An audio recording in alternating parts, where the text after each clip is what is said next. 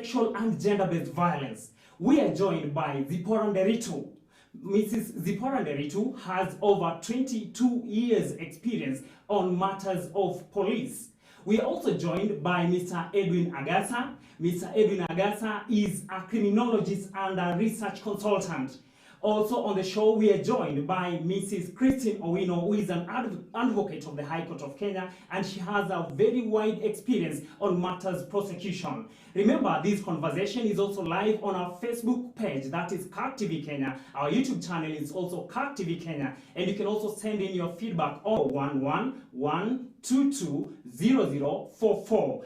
on WhatsApp and also on SMS. Join us on this discussion as we look into this matter of sexual and gender-based violence and how it has affected our society during this time of COVID-19. Gentlemen and lady, good evening to you. Thank you. Good evening. Welcome to Crime Must Fall Show. It is a show that wants to highlight matters that are affecting the society, especially during this time of COVID-19. And we want to establish exactly what is sexual and gender-based violence. It is something that people hear on media, they hear every now and then, but they do not really understand what is it. And we bring in Mr. Edwin Agasa to tell us on matters research what is sexual and gender-based violence. Thank you very much.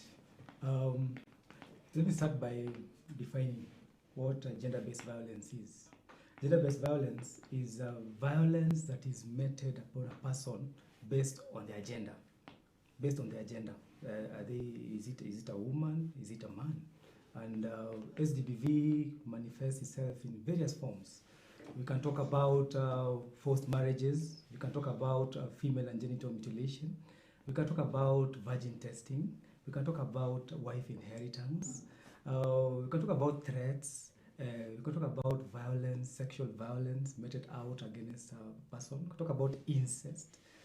Talk about defilement and also rape. So basically, SGBV manifests itself in various forms. It can be either physical, it can either be emotional, it can even be economic. Yeah. Now, what comes out in most instances is a physical manifestation of sexual and gender-based violence. True. Now, on this part, let's bring in Advocate Christine Owino actually to elaborate to us on the legal context, what is all about sexual and gender-based violence, before we bring in Mrs. Nderitu, whom I'm saying she's so much prepared for this topic tonight, just as everyone else here. Okay. Wakili. Thank you very much, Cornelius. I'm glad to be in the show. My colleague has talked about several aspects of the SGBV. And of course, questions arise as to what exactly the law provides with regard on the same. And therefore, you'll find, to just understand to the normal Mwananchi, this is violence meted upon somebody based on their gender. And when I talk about gender, it is important for us to understand that apart from just talking about the male and females, we are now currently having the third gender, which is the intersex. And therefore, it is important for us to understand that all males, females, and intersex are also experiencing SGBV. So SGBV are these matters of violence meted upon these people, and the law is there. The law is provided to cater for that. And I would start with a very crucial law that we have, which is, of course, the supreme law, which is the Constitution. You will see Article 29C talks about nobody in the Republic of Kenya is supposed to be subjected to any form of violence.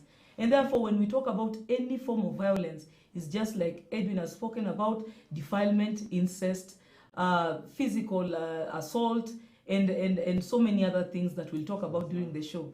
You'll find we also have same Article 29 that talks about, under Article 29D, that nobody should be subjected to torture of any kind. And you find when we talk about torture, it means any form, whether physical or psychological. We also have the clause F that talks about nobody should be subjected to any cruel or inhuman degrading treatment. Above all, it's important for us to echo Article 45 of the Constitution that provides and recognizes the family as a basic unit. And therefore, when we proceed, you'll see that some of this violence are meted upon people within the family setting. And that's why even for our president yesterday, he echoes about protection of the family. And therefore, there's a rising trend in violence within the family setting. Yeah, so when we proceed, we'll see all that. So apart from the Constitution, allow me to also mention, Cornelius, that having the supreme law of the country, we also have other laws. And I'll mention the first two important ones. As we proceed on, we'll gather and see what other laws provide. First and foremost, we have already mentioned defilement, there's incest, and there's rape within the family setting or within the domestic aspect of it. And you'll find that one is governed by the Sexual Offences Act. That is Act number 6 of 2006. It will cater for all those offences, and of course penalties are also there. Let me mention also we have one of the acts, and I know my colleagues out there will agree, that this is one of the acts which is underutilized, yet it has a lot to do with the physical and psychological abuse, such as harassment, economic abuse. That is Protection Against Domestic Violence Act. That is Act number 2 of 2015. So all these offenses are defined there, and they are properly described for us to understand exactly when you talk about intimidation, when you talk about harassment, when you talk about psychological abuse. What exactly do you mean? It means many things. Thank you. Let's bring in Madam Derito also to tell us the aspect of the enforcing. What is all about sexual and gender-based violence? Okay. Thank you. Good evening, viewers. I'm happy to be in this forum tonight. Yes, crime must fall. Crime must fall. Tonight, we're going to find out how it's going to fall. And not just falling, but how we're going to reduce it, even as we work through measures and National Police Service response measures into reducing crime. Sexual and gender-based violence is a very sensitive topic, and it's also a very sensitive crime to discuss. We're not talking about a robbery with violence. We're not talking about pickpocketing where you lose your physical equipment or property. We're not talking about housebreaking where your door has been broken and you can replace it. We're talking about intimate crime to an individual. Painful, very, very painful. Psychologically, it affects you mentally, it affects you socially, and therefore this calls for a very, very responsive National Police Service or law enforcers, as she has outlined all the laws that we have in the land. Very well articulated with sanctions. And we are well guided, we have been trained on how to enforce the law. But even as we enforce this law, there's some certain skills that comes about with enforcement. There's some certain knowledge, understanding. As much as we are not seen as if we are empathetic, we are also human beings. And I would want to bring up the aspect of community policing. We are also members of the community. Community belongs, we are community, and community is us. So even as I'm seated with my badges behind and the uniform, I am still human. And these are now the skills that we would want to discuss tonight on how we can understand what you are going through as we help navigate through the aspects of law, how to enforce it when respecting you as an individual, respecting you as a member of the community, making sure that the Bill of Rights, Article 4, the Chapter 4, the whole of it is well taken in consideration, preserving your dignity as a human being and making it easy for you to navigate through the long process and procedures that have been put in place. So tonight, I'll be happy to talk about trauma-based investigative skills that we need to make sure that the person leaves the police station dignified and happy to have come to report to us. Many thanks. Now we get back to Mr. Edwin Agasa, the research consultant and a person who has done a number of journals on matters regarding criminology and crime scenes. Now on this aspect, you mentioned out some of the physical violence that people go through. And you came in to mention psychological. This is usually mentioned, the psychologist mentions it, but people outside there do not understand what is all about psychological gender-based violence. Can you please break it out, the psychological violence, and also how it comes out in matters of coercion and how it goes further to affect individuals as we come to the legal aspect and the enforcement aspect before we narrow down into the lockdown into the COVID-19 issue. Yes. Thank you very much. I want to tackle the aspect of psychological violence. Like I told you, SGBV can manifest itself in various forms. It can be sexual, it can be psychological, and it can also be economical. So talk about psychological violence. Talk about violence basically that permeates the inner nature of an individual. As they say sometimes, the tongue is actually more sharper than even the sword. So you find that the victim is subjected to very degrading behavior by the perpetrator, of which you'll agree with me that most of the perpetrators are people who are known to the victims. These are not strangers. These are spouses. Yeah, these are brothers. These are sisters to those victims. So talk about psychological violence is violence that degrades an individual, and violence that tends to permeate the soul of an individual in such a way that the victim feels as if he has lost his dignity.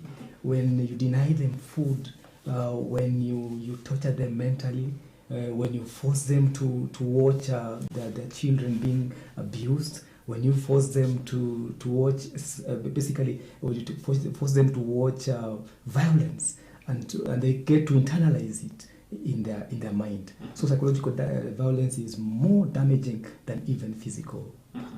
Now, as we come into that matter of psychological torture, when we come to the legal aspect, Madam Owino, is this matter, can someone wake up and go to report to you as an advocate that I'm undergoing physiological, psychological torture?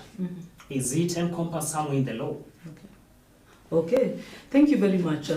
It's important, just like Edwin has highlighted, that generally we'll agree that majority of people out there always think that abuse is, that physical element of actual physical contact with the person. But then again, we have this psychological trauma, psychological stress, psychological abuse, and it can also go to the extent of economical abuse. Now, all these are incorporated in the law. You'll find for such offenses like the psychological abuse, there are things whereby there's a pattern of repeated assaults, repeated ridicule, repeated abuse to a partner or a spouse or whoever, and it becomes traumatizing. It torments the person. All this is encompassed under the legislation I talked about. That is Protection Against Domestic Violence Act. That is Act number 2 of 2015. If you look at that act, under Section 3, it has defined all those offenses. And what this act has come to do, unlike all the other legislations which prosecute these matters for purposes of convicting, this one is particular on protecting the person who is being abused. Hence, domestic protection against domestic violence. So the main emphasis is on protection. And when we talk about protection, number one is for a victim, or should I call them survivors, to first recognize that they are actually being abused. Because you'll agree with me, majority do not know they are actually being abused. Majority do not even know that you can be traumatized psychologically. And in fact, that is part of one of the reasons as to why we have so many suicidal cases. And therefore, it provides for protection. So recognizing that you're being abused, number two, avenues of being protected. And number three, the most crucial thing that law provides on all those offenses, I'm talking about those ones which you do not need direct contact with the person. It provides for provisions on damages and compensation to the person who is being abused. And of course, one thing we should also understand is, in as much as we are also pursuing these rights under the Act of Protection Against Domestic Violence Act, it does not stop somebody also pursuing rights as provided under the penal code or under sexual offences. They can go hand in hand, because as long as an offence can be established, it can just be presented to court. But this one is on the emphasis of protecting somebody. And another thing that I would want to add, protecting also means rescuing somebody from that abusive environment. Yeah. And another thing, allow me to add, it's important to note, when we talk about gender-based violence or sexual and gender-based violence, it is important for us to know that it affects all genders. We have men and boys who are also abused. The only unfortunate part of which we'll discuss later is on the challenge of these people reporting because of that male ego and the stigma in the society. Let's get to Madam Nderitu also to tell us. Someone is undergoing a lot of psychological torture from either the partner or someone else in relationship to gender. Then they do not know, even if I go to the police station, how do I find a solution, or how do I even establish my claim that I'm being tortured, psychological? Okay, thank you. First of all, I would want to say that sexual violence, be it be gender-based or domestic violence, it's one, research has shown that it's one of the most underreported cases, and especially in Africa, it's most underreported. But that doesn't mean that it's not happening. It is happening. It's prevalent everywhere. My question and my concern would be, the state has put institutions under which criminal offenses should be instituted through. Okay? That's well outlined in the Criminal Procedure Code. The question is, you should have to be at liberty to explain, because someone wants to know some of these state agencies that they can report to whenever they're subjected into psychological torture. You're right. That is meant to demean them sexually. Yes. Now let's go to those agencies, and especially now the police, one of the agents which has been mandated by the Constitution. We have a social contract with the society. We've been given the power to investigate, to put down the case as it has been reported to us. But you find that people are not coming to report. Okay? Where are they reporting? Are they reporting to the community? Are they reporting to the magistrates? Where are they reporting? Because it is happening. So we come to the issue of how best, and this is what, and it's also in the spirit of the, we are undergoing reforms. We are no longer a police force where the public looked at us as law enforcers. Yes, we have a mandate to enforce the law, but we are now doing people-centered policing, where we now want to share information with members of the society. Tell us what is happening. The society has indicated this is what 1, 2, 3, we don't like it when we get to the police. We have also identified those gaps, and this is where now we are coming to this discussion. How best can we reach out to you? And that forms part of our discussion today. I'll tell you, the journey of reporting, not even just reporting, the journey of a victim, it's the procedures and processes that are in place. It's too long, very long. It's a long journey. I wish I could do a quick demonstration. That one will come, will come later. Part 2, yes, and that is now what gives the victim becomes traumatized. The system re-traumatizes the victim, and not just at the police station. Starting with the first person the victim comes in contact with, the perpetrator is already a barrier. The threats that he gives that person. At the police, at home, the parents also bring a very huge role of being a barrier to successful reporting. At the police station, there are barriers. At the health center, there are barriers. In court, there are barriers. We will see how we can navigate along the journey. As we get into that part of looking into solutions and way forward, that is in part 2 of the show, let's get from Mr. Edwin. We want to establish again, who are these people who are likely to experience gender-based violence? Because Everyone, as the advocate has said, and also Madame Derito has said, anyone can. But we have these people who are vulnerable to encounter them. Who are some of these people? Thank you very much. I know as we continue with the show, well, we're going to release our findings when we're carrying out research in the field during the corona period, during the COVID-19 period.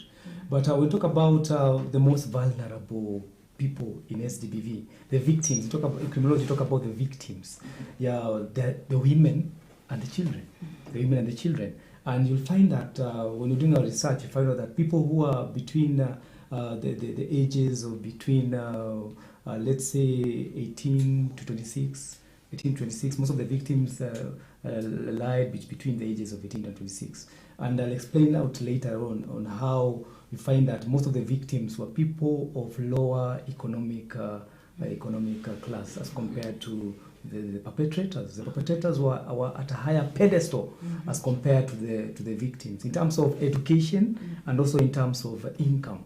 And that's why it justified basically why some of them were still living with the perpetrators because they couldn't move out of the house for fear of how will I survive. And remember, especially during the COVID period, they were trapped, they were locked down. That's why that it's titled today. We're titling it "Trapped Within a Lockdown." It's like a double lockdown. You are locked in the house, and also you are locked within the lockdown that was prescribed by the government. And so most of the victims are women and also children.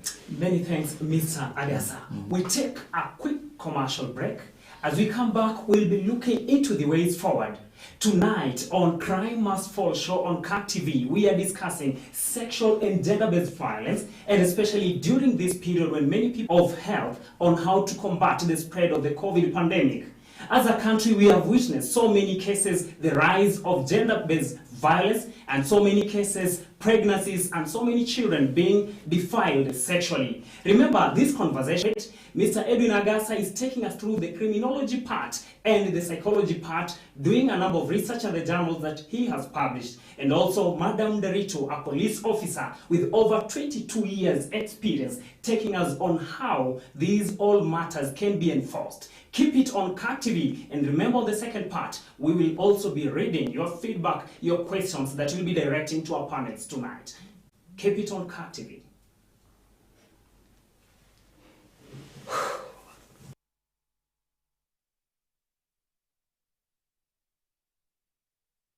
Is with us today and reach your potential customers countrywide. For more information, email us on sales@cactv.org or call 0794 588 054. Jeremiah 33 verse 3 says, "Call to me and I will answer you and will tell you great and hidden things that you have not known." Join Reverend Elizabeth Kimani and Reverend Henry Kaira here on CAC TV as they take us through the program Call Unto Me every Wednesday from 8 p.m. You can send your prayer request through the number 0111-220044 and let our reverends pray with you.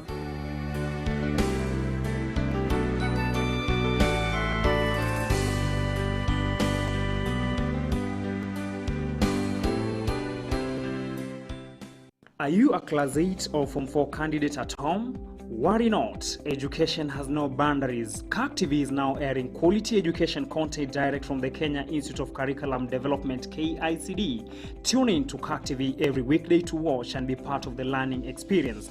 Education is the passport to the future, for tomorrow belongs to those who prepare for it today.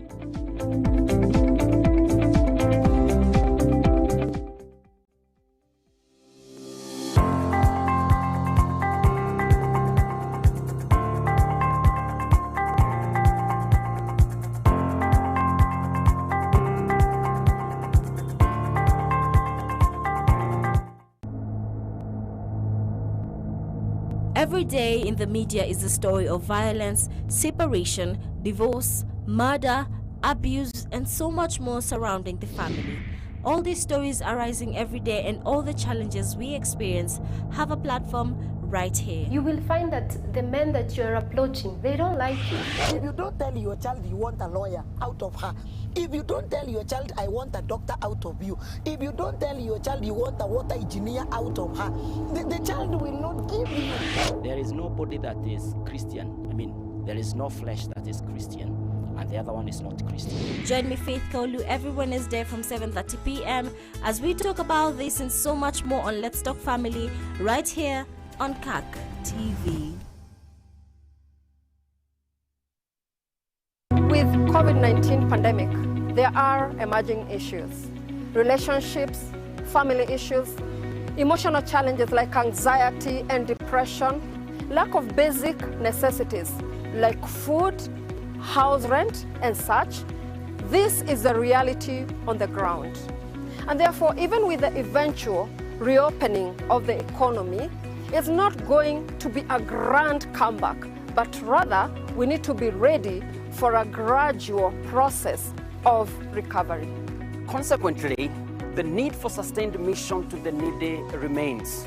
So far, we have been able to reach to 32,000 families through the Adopt a Family initiative. We appreciate everyone who has contributed to this effort through the paybill number and through the local churches across the country in relieving the suffering of thousands.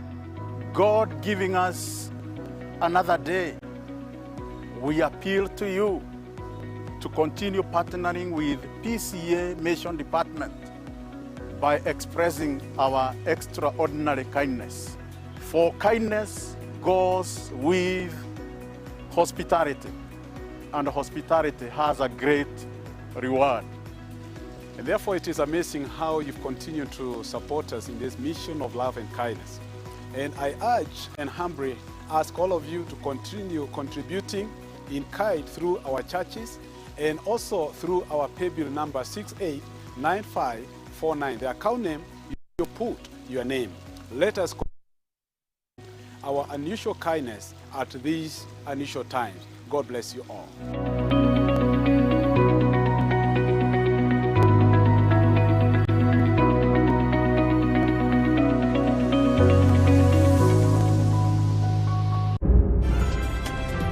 Ama kweli Mwanjasali huchonga mzinga.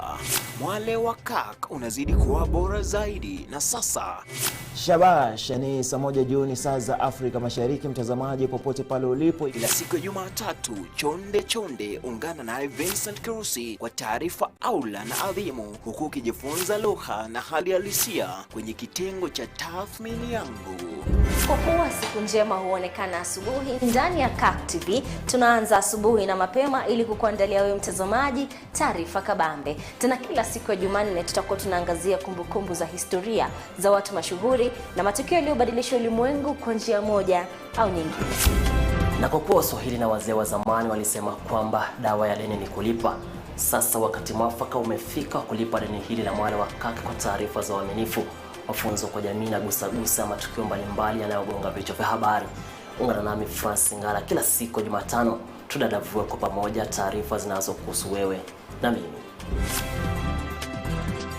Na katika Mwale wa CAK kila siku ya Alhamisi, baada ya kukuletea habari kwa kina, mimi Aida Munzati nitakuletea ushauri na saha, ambapo tutajuzana, kushauriana, lengo likiwa ni kujijenga, kuwajenga tunawapenda na walio karibu nasi. Katika kitengo cha mtu ni utu, tutaangazia maana halisi ya utu na uwezo wa kipekee wa mtu. Kumbuka, mtu ni mwenye utu, aso utu ni jeraha.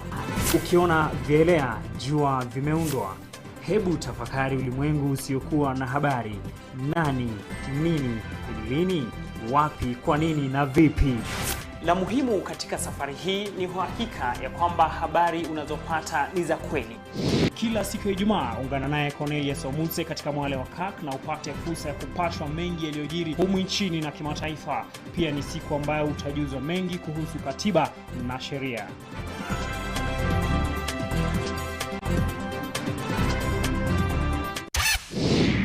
Kwenye kazi na mali, tunakuangazia, tunakuhamasisha, kukuhimiza na kukuelimisha kuhusu kazi, shughuli na mbinu za wachapakazi mbalimbali kuchuma riziki. Karibu sana katika katika kipindi chetu siku ya Jumamosi leo. Wengine walikuwa na mwanzo mgumu. Nilipata loan kutoka kwa nyanya yangu. Wengine wana uwezo maalum na wanafanya mambo maalum. Nilizaliwa hivi. La mno, wote ni wachapakazi halali wanaojenga uchumi wa taifa. Ungana naye Mpishi mpakuzi kutoka kwangu Mpishi Mpakuzi Vincent Kirusi kila Jumanne saa 1:30 jioni anapoweka bayana kuwa mtafutaji hachoki, akichoka kesha pata. Ni hapa CAK TV.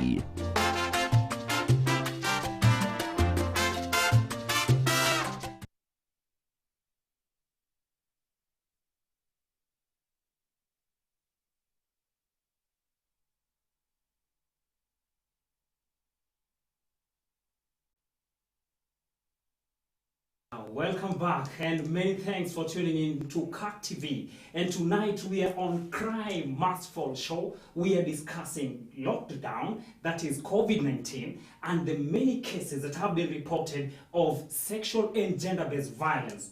We are joined by Mrs. a policewoman who has served in this service for 22 years. We are also with Mwalimu Edwin Agasa, who is a criminologist and a research consultant.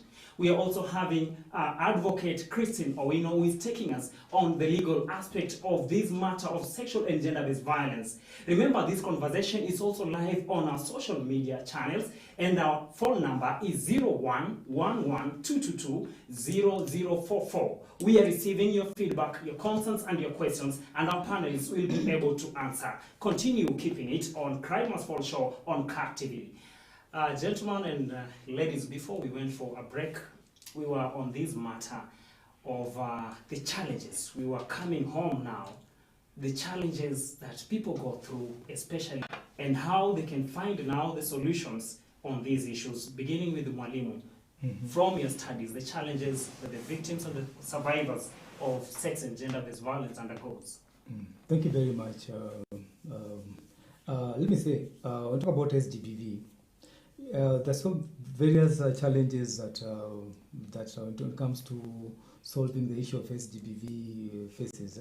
When it comes to reporting in the police station, we find that children, especially children, they find it hard to express themselves, and they have to rely on their guardians to basically come and assist them. So that's one of the challenges. We also have the challenge of trauma. Most of the survivors or most of the victims of SGBV are faced with trauma.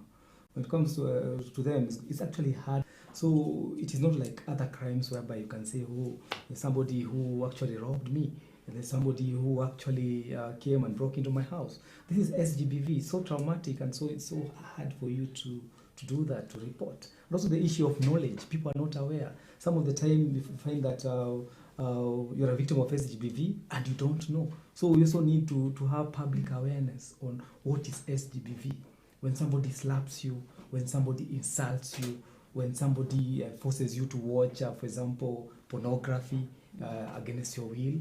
Yeah, you see, when for example, the issue of defilement, the issue of rape, people are supposed to be made aware what is SGBV. And also the issue of interference of cases. We find that the family of the victim and the family of the perpetrator. For example, we find that in some areas, like for example, Northeastern, you find that, for example, a case of SGB has arisen, and the other family wants to restitute by, for example, giving a goat, giving a cow. Yeah, they're basically denying the victim justice. So we need to avoid some sort of interference in the criminal justice system, basically. And also finally the issue of personnel both in terms of the police station. Do we have enough officers at the gender desk who can be able to address the issues, the cases of SGBV? These officers in the gender desk, are they only at the gender desk, or are they assigned other roles beyond manning the gender desk? So we also need to address the challenges of personnel, both at the police station and also in hospitals. Do we have a dedicated wing to handle SGBV, or is SGBV handled together with maternal health, together with issues to do with the delivery. So we need to have a dedicated desk both in hospitals and also in police, which are clearly manned by experts. Many thanks, Mwalimu Agasa. The goalpost now shifts to Nderitu, who is going to tell us these challenges and practically bring it to us and to our viewers. How can they find solutions on these approaches? All right. Thank you so much. Before I get to the solution, I want us to take us a journey of the victim. So I've got a jar here. It's got the name of the victim. Okay? When the victim first gets in contact with the perpetrator, so for each pebble, I'm going to put, it's going to represent a person. That is the victim, the act between the victim and the perpetrator. After that, after the act, now that's the victim, the two of them. Maybe somebody saw. Maybe there was a witness. Okay? This is the journey. Maybe there was a witness, one, or probably there was no witness. Okay? From that, we have, these are actors on the journey of a victim. We have the community. Okay? Community is now the social structures we have. Either the parents, the husband, the spouse, all your personal confidant, the person you want to tell what has happened to you. So re-victimization and the barrier to reporting starts with you as an individual. Do you have the conducive environment to report this? Okay? So probably you want to tell one person, you're confident, or you want to tell your parents. Parents could be two or a single mother. Okay? Then from there, they tell you, let's call our lawyer. Another strong, if it's a strong family, they'll probably call the pastor. They tell him what has happened. An auntie is called, an uncle is called. Okay?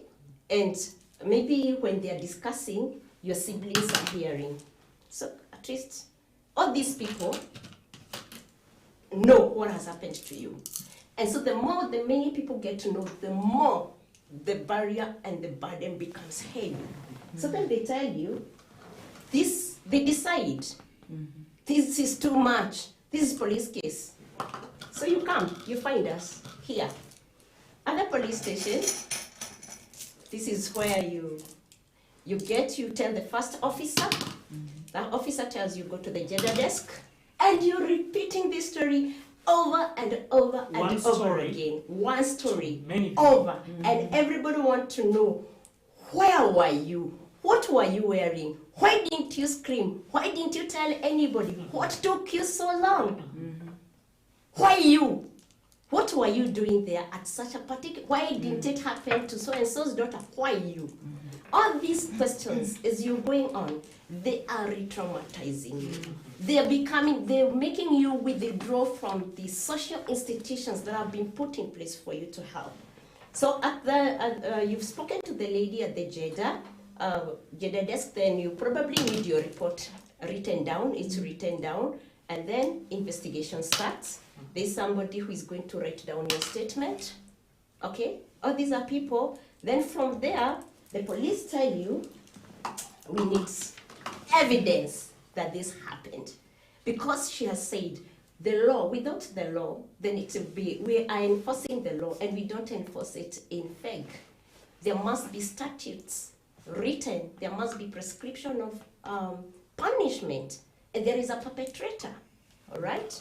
So you go to health, okay? The story starts at the desk. You referred to the doctor. You referred to somebody in the lab to collect your specimen, okay? And you're repeating this story again and again and again, okay? Maybe at the health center, after the specimen, you get your report, which is also speaking to you. So you also give the report something. So from there, you go to court and find them, okay? In court, with the Sexual Offences Act, it's a very, and the CPC provision, it's not an open court. The court sessions take place in camera. So these people are authorized. Yourself, your witness, probably you had to witness, right? Okay? Your guardian, if you're a child, or your spouse will be around, the prosecutor, the advocate, and then there'll be somebody from maybe the civil society, court clerk, and the magistrate. All right? All these people, they listen to your story over and over. And that's what Mwalimu is saying. Why is it such a weighty matter? Because it is psychological. If it was a robbery, you just throw out the door. This is what they did. This is what they stole. Police go and get. But for us, the police, you've got to take this journey with you. Okay? From there, the suspect perpetrator is probably also in court. Okay? So all this journey traumatizes. And the kind of questions that you find, we ask because we need the answer. But now with the new kind of policing, it is how we are asking the question that will help you carry on from community to police to health. Otherwise, if there is any disjuncture around here, this victim disintegrates. And so, this journey, they go and tell others what they went through, so they don't come to report. And now this is the gap we want to fill in to make you feel comfortable in this reporting. So if like you look at all these things, plus now, there is also this, my friends here, the social media. Somebody heard about it, the pastor wants to pray for you, Women's Guild wants to assist you, the counselor wants to talk to you because you're a victim, the society talks about you, they open WhatsApp group, maybe, and they also about 20 people will be talking about this, and they will want an answer. So looking at all these people,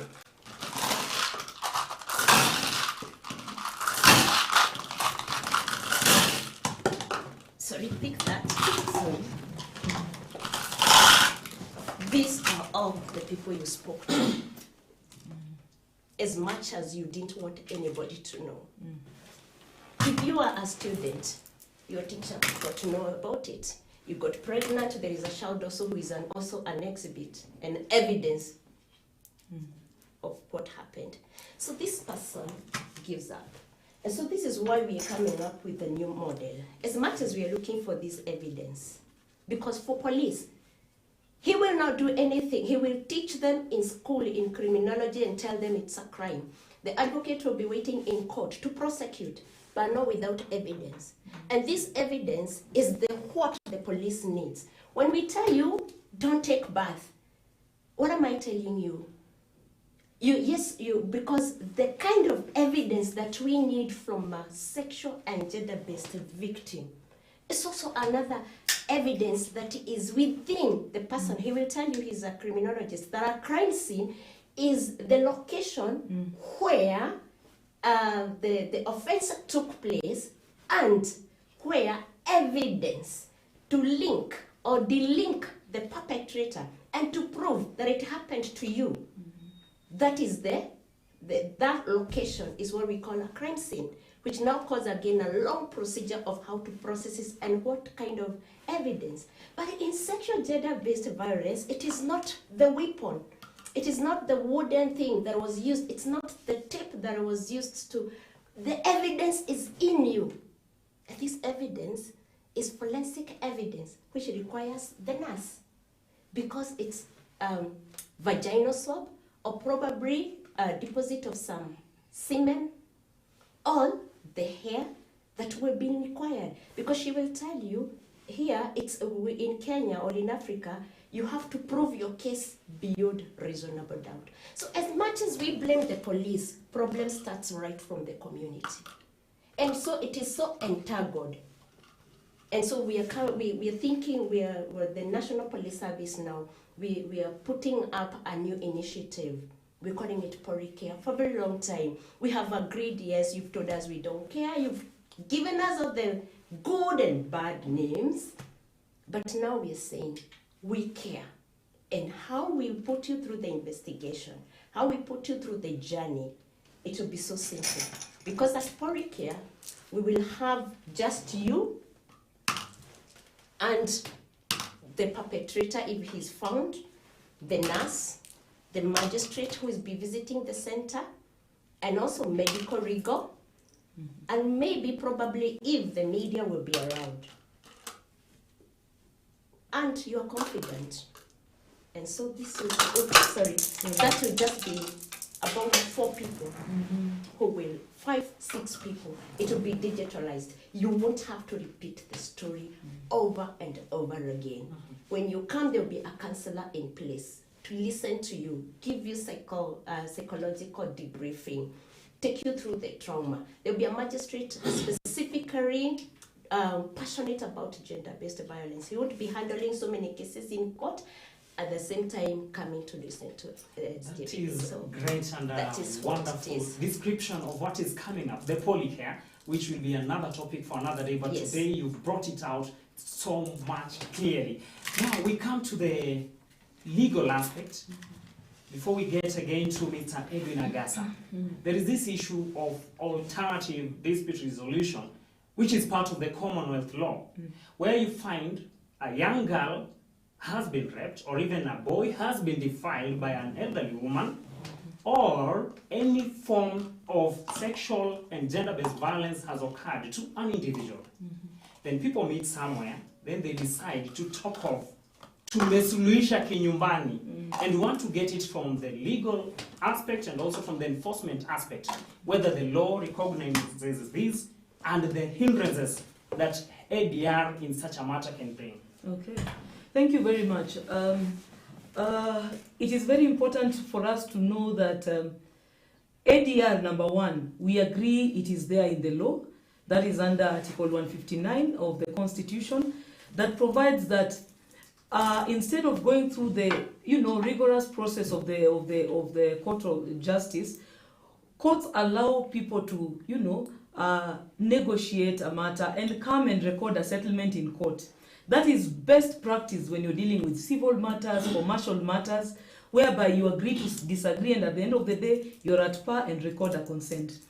And therefore, when we talk about matters, sexual and gender-based violence, it has been a practice that it is non-negotiable. And especially when we're talking about sexual offenses. By sexual offenses, I mean anything rape, anything defilement, anything incest, anything sexual assault or related offense. There can never be anything to do with ADR or kusuluhisha kinyumbani. In fact, kwa wenye pia wanasikia, wacha niseme na Kiswahili, utapata kuna area zingine wanaita masla, wengine wanaita kipka na majina tofauti.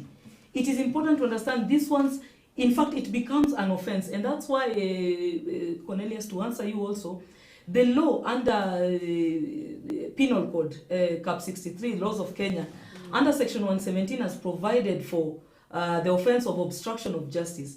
Because at the point at which you want to take a case out of court to start negotiating, especially sexual offenses, it becomes an offense, and penalty is up to 5 years.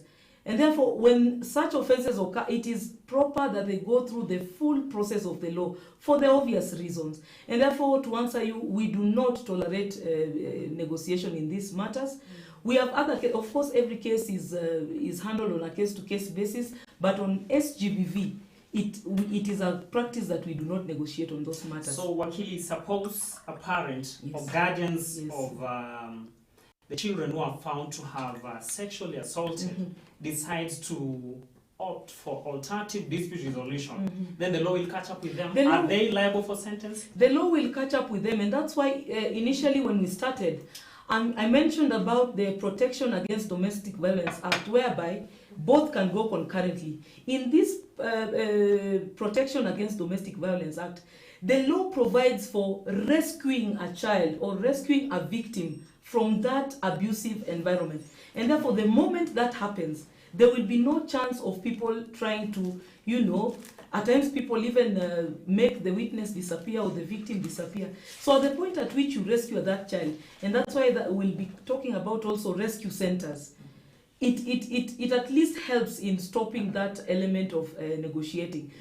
At the same time, that's why the other day also we had the Chief Justice talked about expeditious handling of these cases. you'll agree with me, the moment upon which these cases are handled very fast, and Madam Zipporah has demonstrated what I remember we used to call it a one-stop shop, whereby everything can be done in the shortest time possible. Number one, to secure evidence, and number two, to traumatize, to ensure you do not traumatize the victim afresh. So this thing is taken very fast and taken to court, and the process starts in the shortest time possible. You once you do a research, you'll find out the moment upon which this child or any victim or whoever it is, even if it's a boy who has been sodomized or whatever, the moment they are able to testify in court, give their evidence, and if there's any other witness who has come also and testified, there will be no negotiations. Whoever had wanted to negotiate, at that point it is impossible, because you've taken the crucial evidence before the court. Yes. Now, before we start taking our questions, we want to get from Mwalimu Agasa the polycare that is under consideration. According to your models of criminal procedures, just in one word, do you think it's going to serve as a remedy for cases to do with gender-based violence and sexual matters? Thank you very much.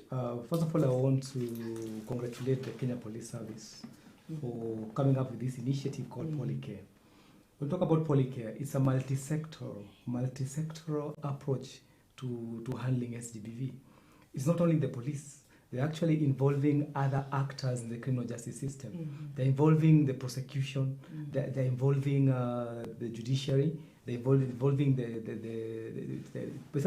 involving the judiciary, the courts. Talk about probation. Talk about other lawyers. Talk about NGOs who are dealing with SGBV.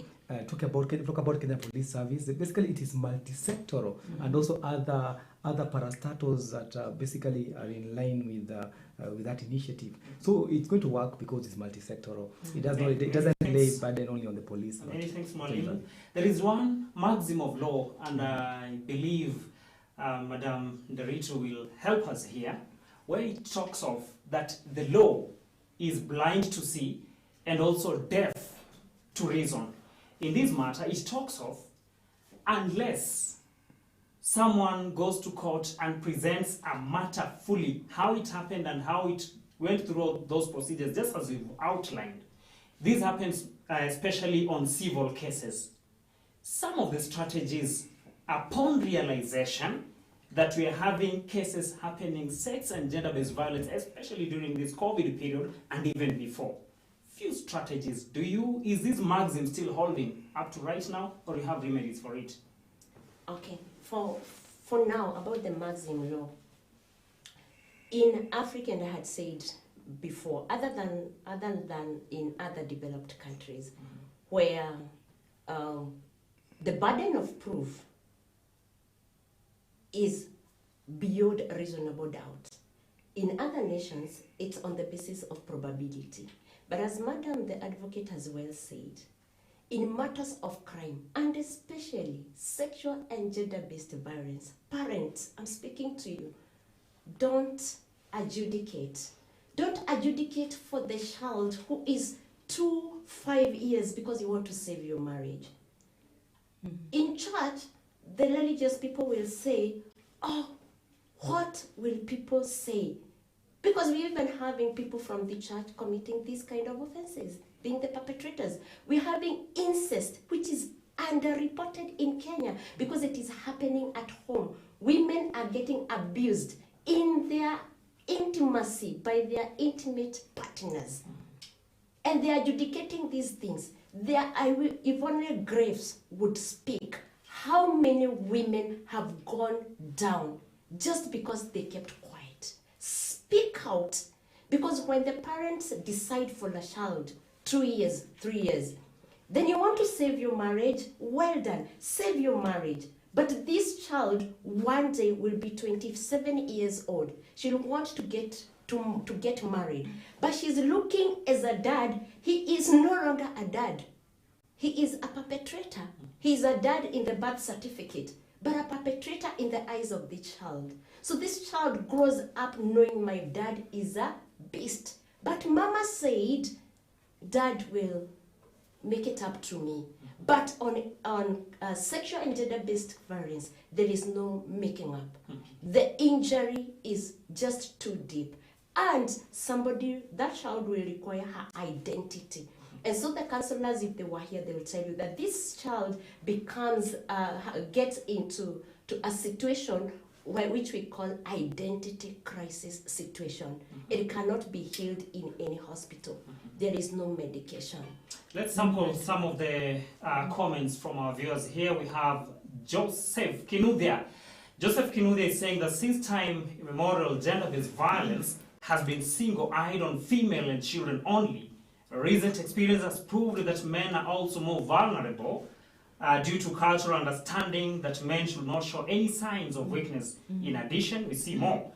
We have Ronald from Eldoret. He's saying he's keenly following, and Ronald says that it is his wish that we have civic education on awareness to most communities. Majority lack information, thus even not reporting the matter to the responsible agencies. Actually, he agrees with us that crime must fall, and on matters of civic education, that is what Crime Must Fall show on CAC TV in partnership with Professional Criminologists Association of Kenya are doing. And also we have Lisa Abigail. Lisa Abigail is commenting on Officer Nderitu. She says that, Officer Nderitu, I like how you're expounding the trauma. These victims are eventually shut down. Thank you so much for your comments coming all over from the Republic. Our time is coming to an end, but then we have to take a few parting shots from our commentators tonight, our panelists. Especially now we are going to have 5 more months of our students, pupils staying at home with parents.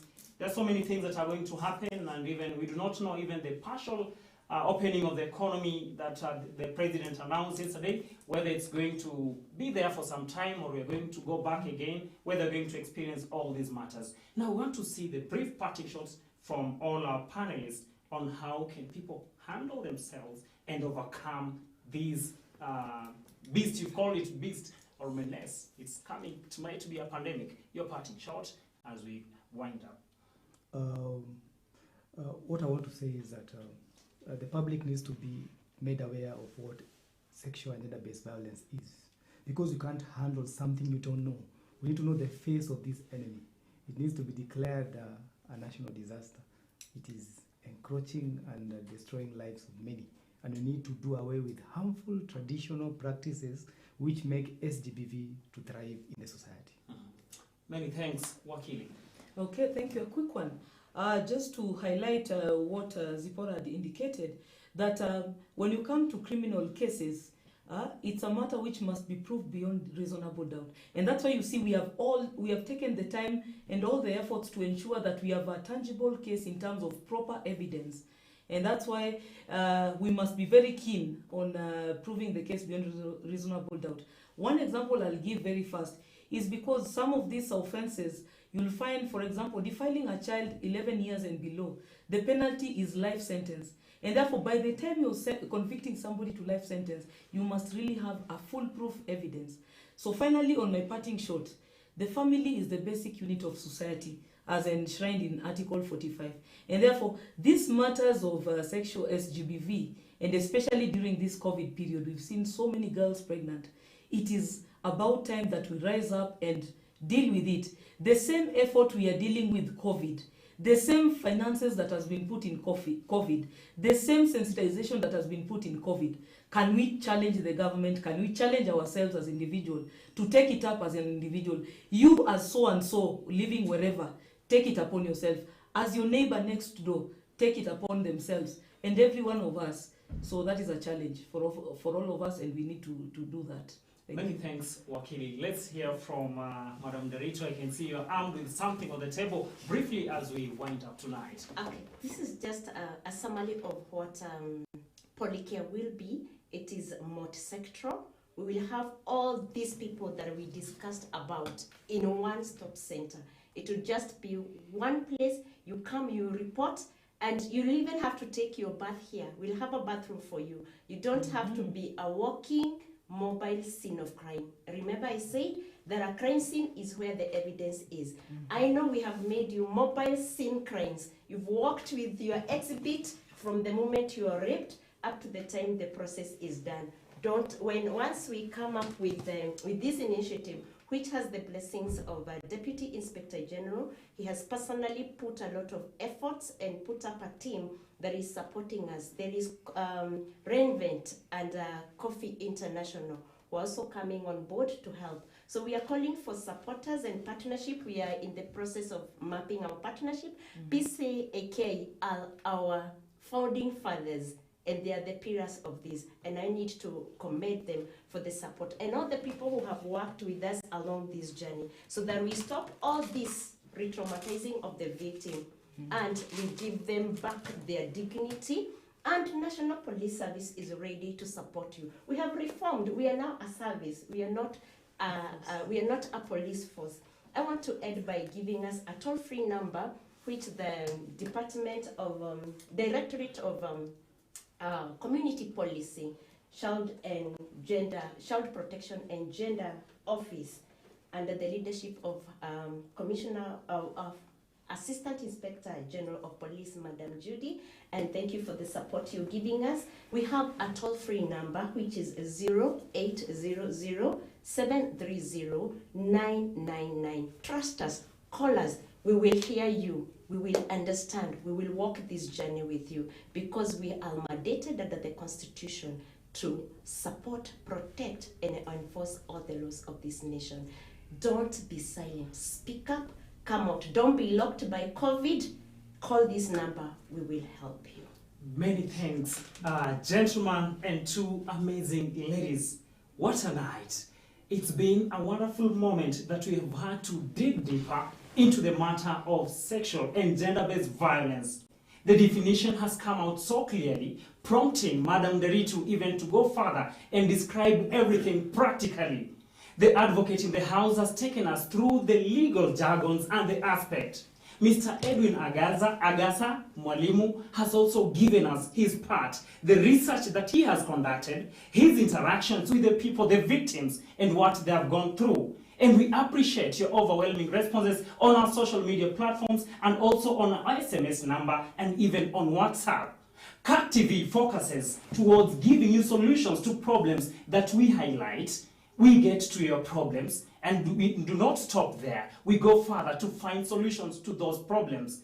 At another level, Mr. Agasa will come in and give us the rationale and some of the statistics and the findings time could not allow us. On behalf of the management of CAC TV, the technical team, fellow presenters, and all those who made this production a success, not forgetting the Professional Criminologists Association of Kenya. I was your presenter, Cornelius Omuse. Till next time, I wish you a very good night. Remember to take care of yourself, observe the regulations of the Ministry of Health, and together we'll overcome the pandemic. Have a good night.